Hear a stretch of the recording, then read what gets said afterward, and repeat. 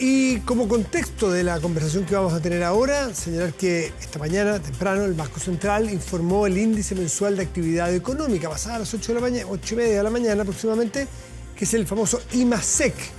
Se contrajo, es decir, negativo, 2,5% en noviembre del 2022, es el último mes que está medido, en comparación con igual mes del año anterior. ¿Qué es lo que nos dice eso? ¿Qué nos dice hacia adelante, sobre todo? ¿Y qué luces prende? Porque claro, que una actividad económica sea decreciente, bueno, es muy compleja y hay que ver cómo anda respecto también de las expectativas que había.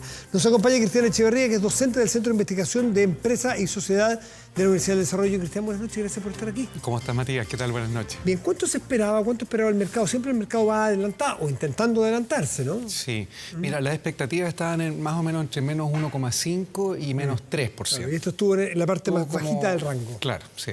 Ya, entonces, ¿y eso qué nos dice? Eso lo que nos dice es que estamos descendiendo la montaña, básicamente del pic del crecimiento que tuvimos el año pasado.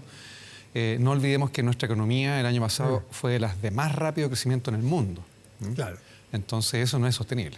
Eso es un punto, porque alguien puede decir, pero tranquilo, el año pasado era con polvos de hornear antes el año pasado. No, era con levadura y todo. Levadura, ¿cómo se llaman los esteroides anabolizantes? Entonces la economía era irreal. Sí. Entonces nos estamos comparando con eso y ahora estoy poniendo escenarios que te podría decir alguien, no necesariamente muy malos, sino que nos estamos comparando con algo muy artificial, porque estamos comparándolo con el mismo mes del año anterior. Exactamente. O per se es muy malo.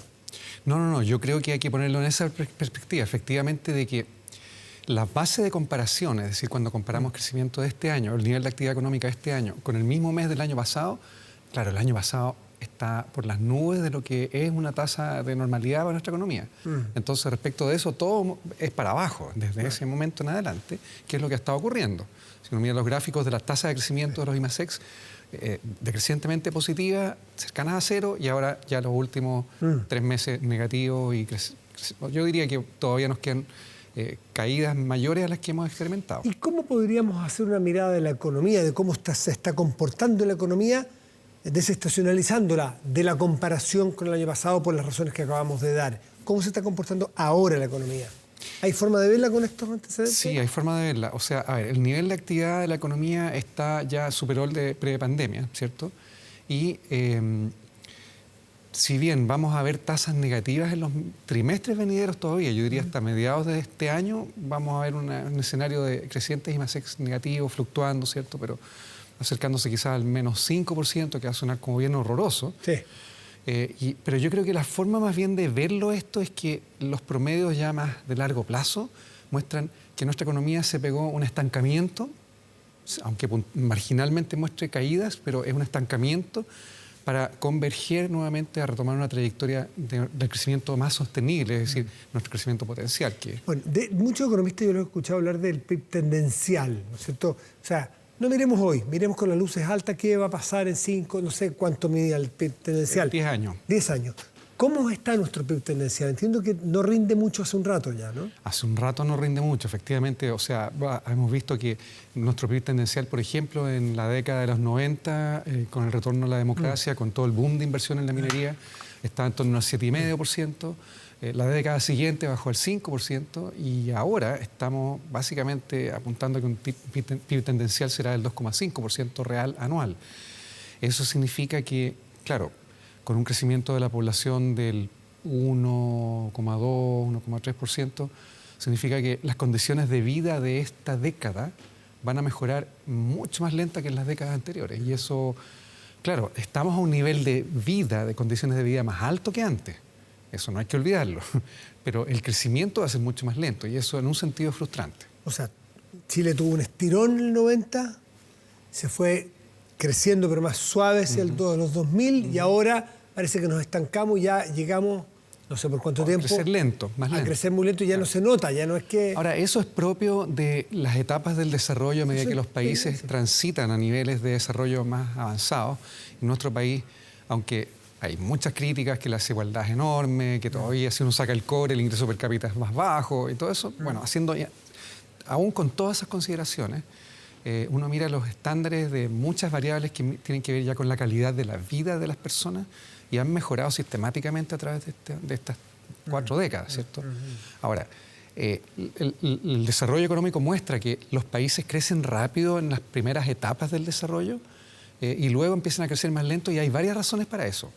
En el caso nuestro, en particular, el debilitamiento de las leyes de concentración del cobre, que el cobre directa e indirectamente contribuye a un 40% del crecimiento de la economía. Concentración es que para la misma faena sacamos menos cobre. Claro, y eso es nuestra historia por los próximos 50 años. Mientras el cobre exista, va a ser de una trayectoria decreciente por concentración y costo de producción. Habría que ir buscando cosas alternativas al cobre. Bueno, el litio litio... pasa con el salitre, claro, aunque a otra etapa. Y el hidrógeno verde parecen como nuestro futuro esplendor, por lo menos nuestro salvavidas en este momento. Litio, claro.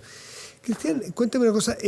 ¿Era posible de algún modo mantener, no sé si el 7% del PIB tendencial de los 90, pero a lo mejor en el 5%, o era inevitable caer a este 3, 2,5 o 3%? Y otra pregunta, 2 en 1, si es posible volver al 5 en las condiciones estructurales del Chile actual.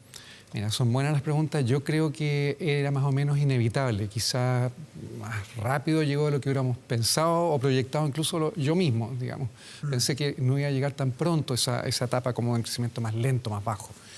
Pero las razones son varias. O sea, también pasa que en las etapas de desarrollo las oportunidades de inversión rentable van bajando porque, por ponerlo figurativamente, la primera carretera de doble pista genera una explosión en productividad, en conectividad, transporte y exportaciones. Pero la segunda, el incremental es más bajo. El 28º puerto en un país también, y así, aeropuertos y todo. Entonces, pero adicionalmente pasa que los estándares de, por decirlo así, de vida económica aceptable para la sociedad suben. Y eso tiene que ver con la política tributaria, las tasas de impuestos, que impuestos más altos desincentivan claramente, digamos, la inversión, desincentivan el ahorro personal, el esfuerzo del trabajo también. Y hay otros aspectos que también van poniendo la regulación, por ejemplo, medioambiental se pone más exigente, medioambiental no solo del gran medio ambiente, sino que la vida urbana, el permiso de edificación, en fin, todo se va poniendo más exigente.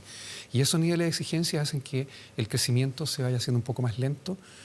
¿Por qué? Porque crecimiento y desarrollo son dos aspectos importantes. Y en el contexto de las necesidades, porque hablar de cuidado, las exigencias medioambientales hoy día son un desde. Sí. Son lo que nos exige... Los derechos de igualdad de las personas son un desde. Es lo que nos exige el mundo de hoy, en buena hora. Son quizás avances civilizatorios que tenemos de entender que hay que cuidar los ríos y los cerros, que hay que propender a ser más igualitarios en el acceso a las oportunidades, en fin. Cosas que antes no eran tema, a lo mejor. Considerando que eso ya es un desde y que se va a cumplir, pase lo que pase, hay que cumplirlo. Solo con inversión, porque muchas veces le echan la culpa a la inversión y que son las reformas tributarias, pensiones. Considerando, las exigencias del momento de hoy, ineludibles, por suerte ineludibles, ¿es posible volver a crecer al 5 solamente moviendo otras perillas como los tributos, cosas de ese tipo? Yo creo que no. Yo creo que no porque, como te digo, es una mezcla de variables económicas y variables sociales las que están en juego, que están apuntando a que no se crezca de cualquier manera, como fue en el pasado. Yo creo que eso es muy importante. Entonces, creo que no es factible pensar en que vamos a volver a crecer al 5%, a menos de que hubiera una revolución tecnológica que, por ejemplo, el hidrógeno verde aparenta ser, por ahora, un potencial de crecimiento importante para nuestro país, mirando en el gran largo plazo, las próximas 5 décadas, porque el planeta va a energía renovable. Entonces, y acelerado todo esto por la guerra, la invasión de Rusia a Ucrania, que está haciendo una transición de matriz energética en las economías avanzadas más rápida, fuera del petróleo y hacia otras fuentes. Entonces, ¿Viste tú que leí ayer justamente que la gran invención o el gran avance tecnológico científico de los últimos 60 años que lo celebró Estados Unidos la semana pasada, hace 10 días, fue esto de que la generación energética sustentable de fisión, de fusión, no de fisión, la de fisión de la que teníamos, la de fusión atómica, que va a ser, parece que todavía no está, faltan 30, 40 años para que esté comercializable, pero le escuchaba un artículo en un diario de afuera, decía que una de las cosas que lo va a permitir es el litio.